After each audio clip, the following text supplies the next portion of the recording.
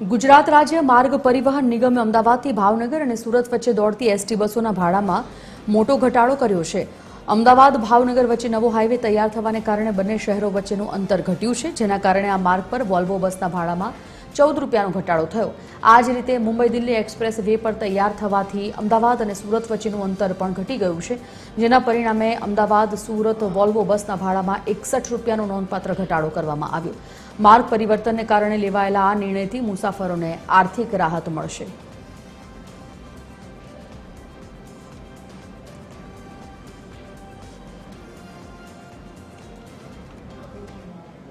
અમદાવાદ ભાવનગર અને અમદાવાદ સુરત એ પહેલા આપણે અમદાવાદ ભાવનગર અને અમદાવાદ સુરત જે દૈનિક રૂટ નક્કી કરેલા હતા તે પ્રમાણે સંચાલન કરવામાં આવતું હતું, પરંતુ ત્યારબાદ અમદાવાદ ધોલેરા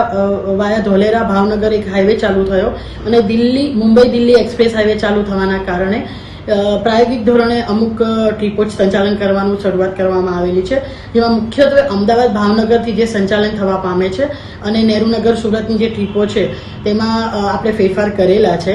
જે આપણે મુસાફર ચિંતાને ધ્યાને રાખી અને એ નિર્ણય લેવામાં આવેલો છે।